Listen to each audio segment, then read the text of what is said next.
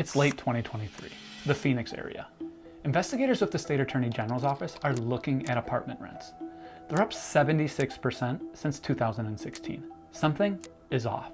These 4 building rents are 12% higher than others, but they offer similar amenities. They have different landlords, so you'd think they should be competing with one another. But they weren't. The prices were allegedly being set by one entity, an algorithm owned by a company called RealPage. In fact, this was happening everywhere in the area.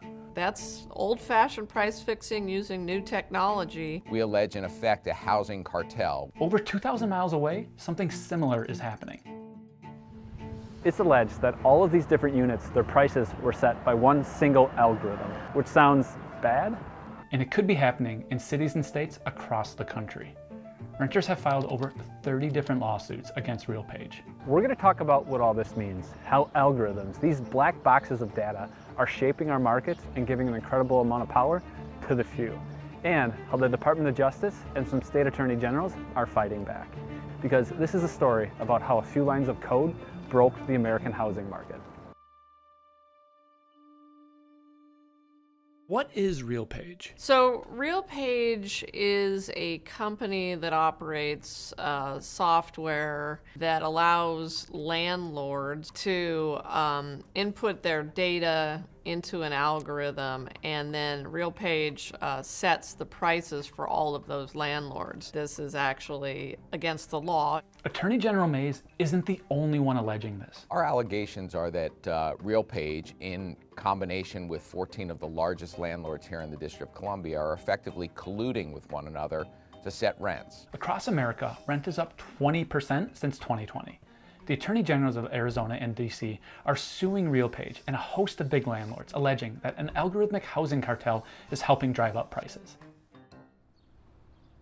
In the pre-RealPage days, landlords would compete with one another. They played a guessing game with rent prices.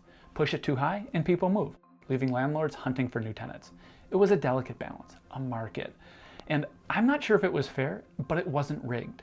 An algorithm helped change all of that. We're talking about an algorithm that aggregates otherwise confidential information that the landlords have that ordinarily they would not share with their competitors. Data like rent prices, lease expiry dates, any deals they offer to tenants. That allows then the algorithm to spit out a pricing recommendation, all designed to keep the overall market at its highest peak. They are not charging what the market can bear. They are controlling the market. It's leading to the exacerbation of our affordability crisis, our housing crisis here in Arizona. If you could imagine a smoke-filled room where the landlords, the largest landlords in the District of Columbia, came together to decide what they were going to charge in rent, to share their confidential information, everybody would be able to see that that's an anti-competitive practice. Until recently, using shared pricing algorithms like this flew under the radar. If your algorithm set prices, you'd just say, it's not cheating, it's a suggestion. Not anymore. Lena Khan and the FTC have said, just a suggestion? That's price fixing, no excuses. And RealPage, according to the lawsuits, they weren't even pretending the prices were suggestions. RealPage has a system set up where the landlords who have adopted the system agree to a set of rules. One of the rules is that RealPage gets to set rent prices. If landlords want to charge less than the digital oracle suggests, they have to justify their decision. The justification needs to be reviewed by RealPage. RealPage can push back against the justification. And if you push back too much, RealPage can kick the landlord out of the scheme, with one insider telling investigators, sometimes we were happy to see customers go. They also had a policing agent that would go out and make sure that the landlords and their leasing agents were staying in line and not deviating from the price that was being set. This scheme, if true, has had a real tangible impact on Americans. RealPage advertises that it's going to increase revenues 2% to 7% for the participants in the cartel. What RealPage is telling these landlords and is doing with these landlords is, don't worry about occupancy rates anymore. It doesn't matter really how many people move out of your building, you're still going to grow your revenue over time. How? Through these coordinated price increases. In Phoenix alone, we've seen rent increase 76% since 2016. It is almost certain that people were evicted as a result of these price increases, and that some people were made homeless by them. To their prospective customers, the landlords, RealPage is pretty open about all of this. You can go to their website, type in a zip code, and view a sample of what buildings are using the software, along with any corresponding price changes. We'll see, this building right here, rent is actually down about 4%. If we just zoom out a little bit, a few blocks over, this rent is actually up 4%. They used to have videos where landlords talked about how RealPage's algorithm pushed them to raise rent, but the company deleted it after the Washington Post ran a story. On investor calls, they're flat out saying the algorithm is going to recommend higher lease rates for every property. But the company goes to great lengths to train landlords to hide this scheme from renters. Landlords were coached across a variety of scenarios and told not to mention RealPage or pricing algorithms to tenants. Instead, they were supposed to say stuff like units were being priced individually. RealPage and the larger industry dispute the charges. Since the onslaught of lawsuits, RealPage has largely stayed quiet, ignoring our request for an interview. But the industry has published a paper defending itself. They make a bunch of different arguments, but it boils down to two major points. The first, sharing info doesn't mean they're teaming up. Why? Because the rental world is just too big and too messy for any sort of secret deal to stick.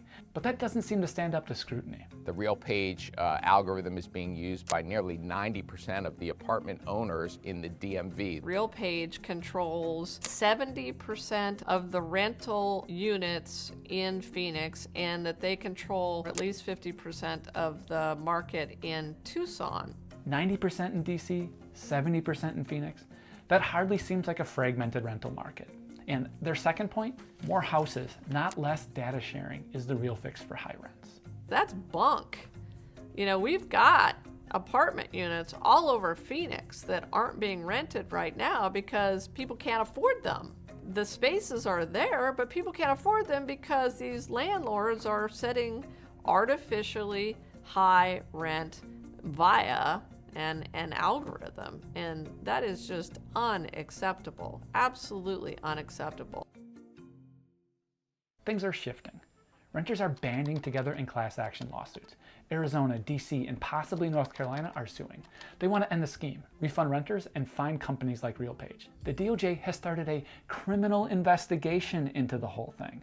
I don't think this is just an Arizona-based problem. This is not the only place where algorithms are being used to set prices. This is, to me, one of the bigger kind of issues facing kind of our economy and consumers in the next decade or so.